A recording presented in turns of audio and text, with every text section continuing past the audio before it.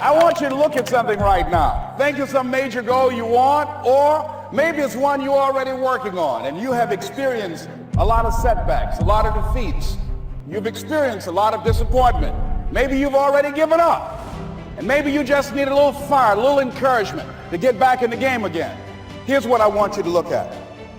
There are winners, there are losers, and there are people who have not discovered how to win. And all they need is some coaching. All they need is some help and assistance, just a little support.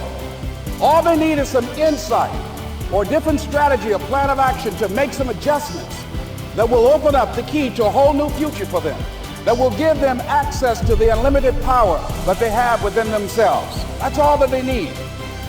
So what I want you to do is think about something you want for you, that's real for you, that's important for you, that will give your life some special meaning and power.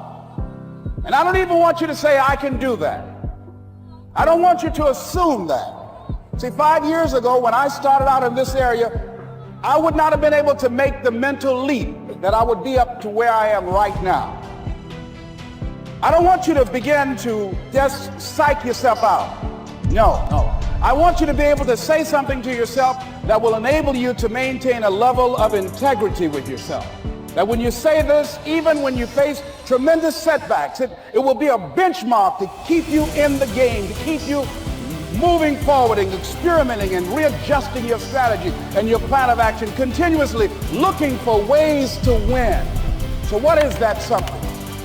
When you got an idea you want to move on, you might not have the money, you might not have the education, you might not have the support or the resources you need.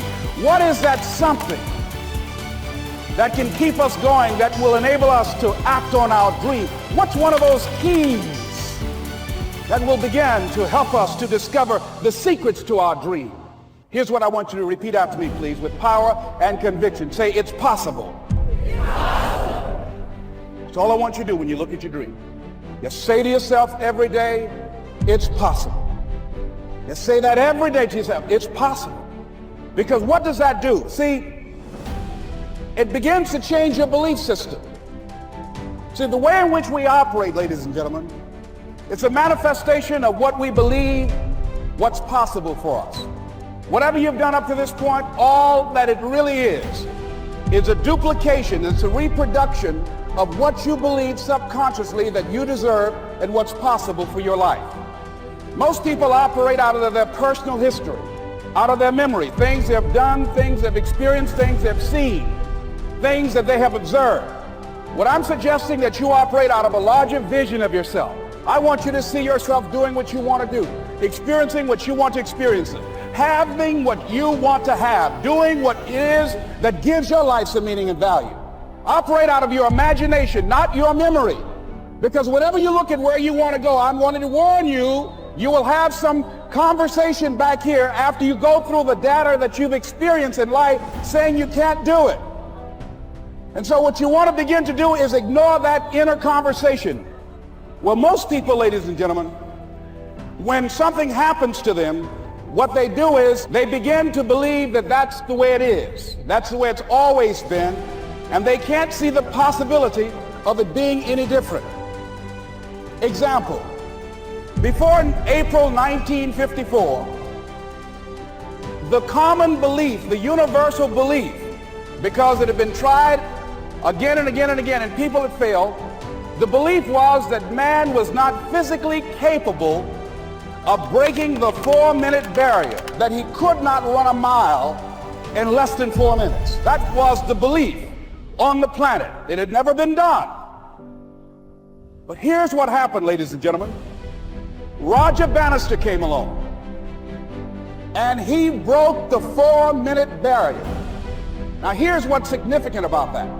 Since that time, up to this day, over 20,000 people have done it, including high school kids. What changed? 20,000 people, what changed? Here's what happened when they got on the track. They knew it had been done. And because they knew it had been done, there was a new belief about this barrier, about this goal that was unreachable. And those 20,000 people got in the race believing, knowing in their heart that someone had done it, that it's possible, that they could do it.